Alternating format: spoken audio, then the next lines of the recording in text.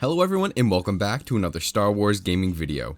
And in case you didn't notice, a brand new trailer for LEGO Star Wars The Skywalker Saga was finally released and gave us our best look at the game yet. So today we will be going over everything shown in the new gameplay overview and what we can expect from the newest Star Wars game. And if you enjoy this video, don't forget to leave a like and subscribe to the channel for all of your Star Wars gaming needs. So diving right into what they give us, we first get a recap of what we already knew about the game. The game will have missions from all 9 of the main Star Wars films, allowing you to start your game wherever you want, either the prequel, original, or sequel trilogies, through a pretty cool looking chapter selection screen. And as you complete missions throughout the story, you will unlock more and more planets to explore in between missions. Very similar to LEGO Force Awakens, and in this world you'll find all kinds of collectibles and side quests and objectives. We see you're able to blast womp rats, start bar fights, and even participate in Star Wars trivia. Pondering the great mysteries of the saga. Tell me, who shot first? Han! Greedo! We also see vehicles like Luke's land speeder playable in the open world. And it also looks like you can explore the space around the planets and land directly back onto the surface.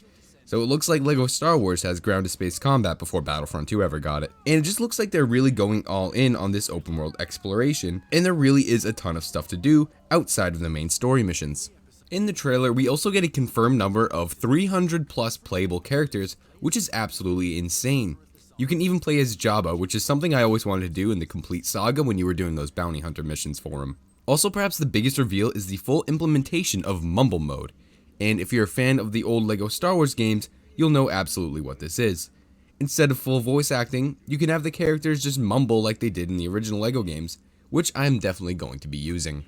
Next up, I want to talk about the combat because it looks like it is extremely different and has been completely overhauled compared to previous LEGO titles, even some of the newer ones.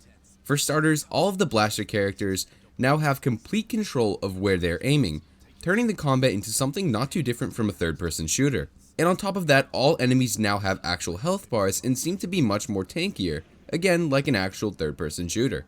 Blaster characters can also take cover behind barriers and peek around corners to blast away at enemies. The cover system is something we actually saw in LEGO Force Awakens, but that was really only in certain shooting gallery sections, and it seems like they're taking full advantage of that system to really overhaul the gameplay.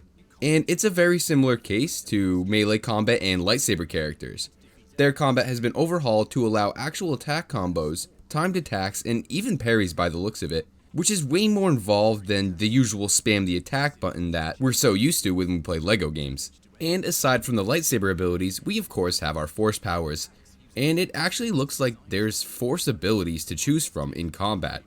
We get to see Obi-Wan mind trick a bantha, but a small selection menu pops up that looks like he's choosing what ability to use, which is very interesting and possibly even similar to Battlefront, where different characters will have different abilities, instead of just using the force to interact with the environment around you, and all characters can kind of do the same thing.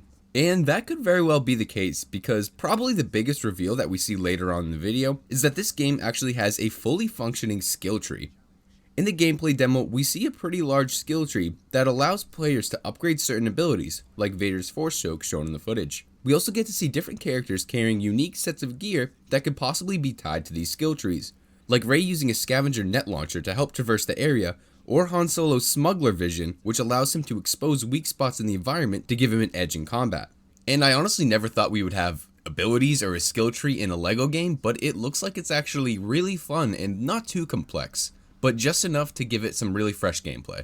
And all of these levels seem very well designed to accommodate for all these different skills and abilities, and it seems like a lot of the missions have multiple ways you can complete them, using either stealth and secrecy or good old straightforward combat. I have to say, there seems to be so much more to this game than I originally thought, and seeing how much content this game has, I can see why it was delayed so much. And I just hope when the game finally releases, it lives up to this gameplay trailer. So with all that covered, we're going to end the video here. Those are pretty much my thoughts on the gameplay so far and what we've seen. Let me know down in the comments what you think of this and if you think it's going to live up to the hype. So if you enjoyed this video, please hit that like button as it really helps our channel grow, and subscribe to the channel for all of your Star Wars gaming needs. Thank you so much for watching, and happy gaming, my friends.